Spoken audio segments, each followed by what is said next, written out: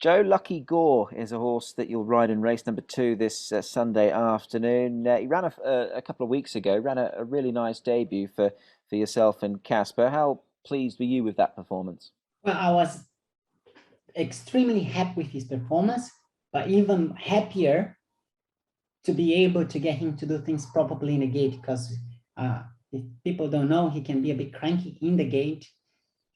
Casper has done an amazing job with him, spent a lot of time educating him into the gate and being able to send him out to the race and start it off, run home well and be competitive. It's a bonus. So I think we're very happy with that. About the race itself, I believe that it's even more than what he has shown at his first run in himself. I mean, I think he's even a better horse than what we've seen. It is a very competitive race. Once again, he's going to be jumping from gate number 5, which will allow him to just be stepping forward and put himself up there. Should be a fast run race, and hopefully I have a horse to target because he's also a kind of a horse that can get a bit green and look around. So those kind of horses would be better if you have something to target. But he's going to win his races very quickly and could be this coming Sunday.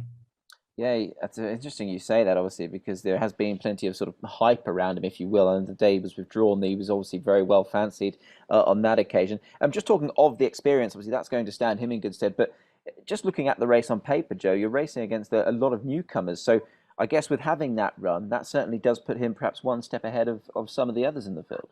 That's for sure. We were in the same shoes as they are at the moment when he ran first last time, his only and first run. And you see those horses with a little bit of more experience were able to just beat him. They beat him not impressively, just because he's got it. He's got ability, and it's just a matter of time until he put it all together and just go for it. And I really believe this is going to be the time. I mean, we've done a lot of work, and you got to go to the race with confidence, and I am. And just on the aspect of you and your trainer, obviously you and Casper have had a wonderful relationship down through the last few seasons. Obviously, it could be a big Sunday for you and Casper. I mean, you and him have this great rapport, don't you? There always just seems to be that click there where you can get the results when it really matters. Yeah, listen, Casper is not just a good trainer. He's a good person. He's happy. He's always like cheering you up. I noticed that when I'm a bit down, he's the first one to step on me and bring me up.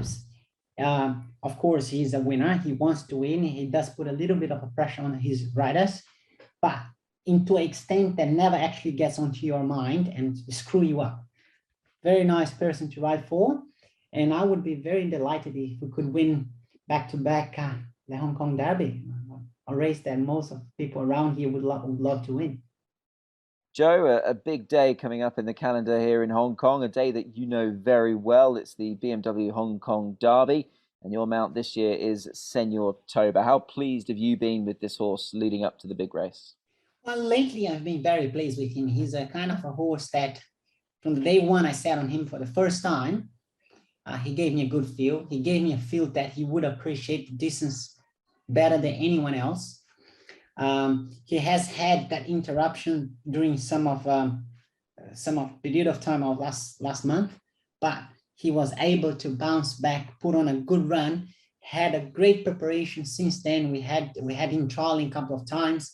We jumped him out the other day from the gates on the grass, and he's just giving me the feeling that each day he's improving a little bit. So I'm very pleased with him. Joe, talk me through that recent trial because there was a good tempo on with the stablemate Rocket Spade, who also runs in the Derby. But as you say, he had the blinkers on. Was that trial everything that you and Casper wanted him to achieve? We've noticed that he has improved. He wouldn't be able to perform in that way a month before. I mean, talking about the trial, he wouldn't trial as well as he did a month before.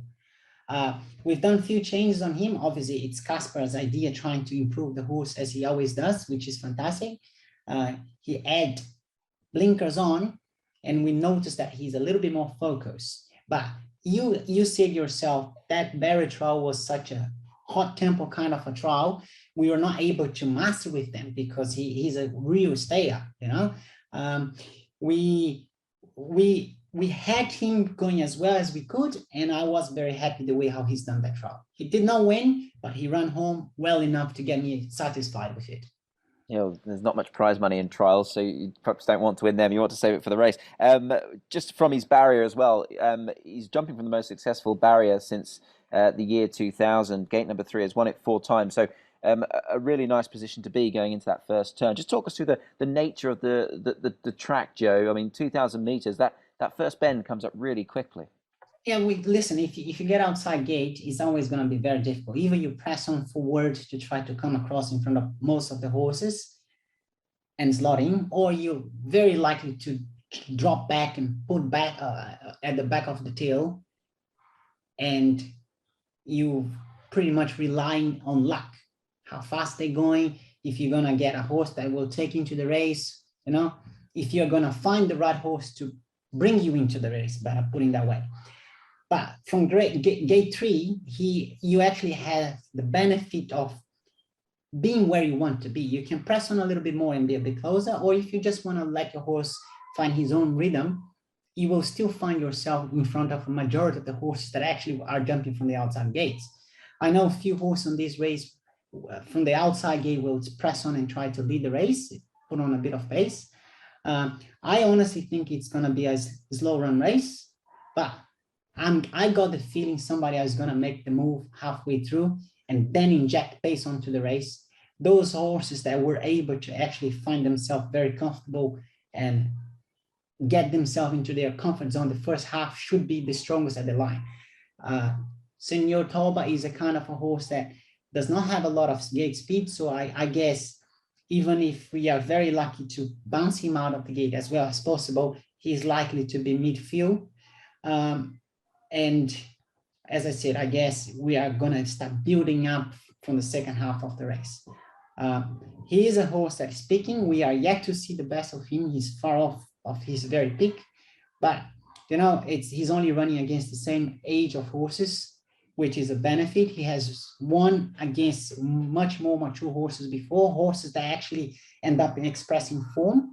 And I could not see this horse perform badly against the same age of horses that he's going to be running against on the weekend. Dan, Texas Moon, a good win on debut, and we'll witness him again come Sunday afternoon. Yeah, obviously somewhat of a surprise to us and to punters, I guess. He was big odds and hadn't shown us a great deal on the track, but obviously he's a little trier, and he was stimulated on race day, which was good. He certainly was. He came flying through them, obviously, and what was a busy finish. He's had a recent trial down as well, and I know on paper it might look as if it was perhaps a little bit underwhelming. What was your take on that? I mean, he wasn't beaten far at all in that trial. Yeah, on paper it was underwhelming, and underneath me it was a little bit underwhelming, but that appears to be him. Like I said, leading up to his debut win, he'd shown us very little, and you know, he's nice enough type. He's a bit small, but you know, got development in him. But I'm just banking on the hope and what appears to be the fact that he's not much of a track worker. He's more stimulated on race day. Yeah, he certainly has shown that, obviously, in limited evidence. Just on the pace of the race, there looks to be a good tempo there. You're drawn in gate number 2. I guess you're hoping that that will certainly give you a lovely trail into the race. Yeah, absolutely. Look, it's nice to get a good draw for a change. I've had some rotten luck with draws, so obviously that draw is a big plus. It's a bonus for us, especially carrying 8 pounds more than last start. We're going to be doing no work. Hopefully Zach's going to be doing a lot of work on the toppy from 14. We need him to have a harder run as possible with that weight and from that draw for us to be a good chance. But like I said, we're going to get a nice suck run. I'd imagine he'd be giving him a bit of a start like he did last time. He feels like a horse that needs to stay in my hands and come into my hands rather than being thrown into the race. So, we'll let him balance. And yeah, with the speed that looks on paper, hopefully that'll set up nicely for us. And you've got an extra furlong to work with as well. I mean, he did win over this trip in Ireland, so I guess distance, no concern? Not at all, no, not after the way he ran that out last time. I think pretty clear indication the way he went through the line. He's going to get further with no problems. And like you said, his pedigree and his past records suggest that that's right up his alley. David, Lucky With You is a horse that you'll bring back to Shartin this Sunday. You've given him a bit of a freshen up since the Classic Mile. Yeah, he sort of didn't run the mile at the elite level very well, but I do think he can, if you just keep him as a sprinter 1400 metre horse, has the capability to rate probably over 100. How pleased were you with that recent trial at Chung Fa, David? Because visually it looked very good. Yeah, he always trials very well. He's a willing track worker and trials like a probably upper class horse. So I think he'll freshen up, or has freshened up very well. And we'll see on the weekend. He's got a bit of a sticky gait, but there's quite a bit of speed in the race. So he might be able to cruise across and sit just behind the pace and be strong late. It leads me on nicely, actually, to my next question, obviously, with the gait. I mean, the fact he's got so much natural speed, I suppose that's going to stand him in good stead from the outside. Yeah, look, he before he came to Hong Kong, he wasn't a leader at all. He used to sit off the pace and charge home. But because of the barriers he drew early in his preparation and the tempo of the races, he was able to cruise across and sit on speed. Now he's up in class. The tempo of the races can be faster. He's probably going to be a sit and sprint horse, I think.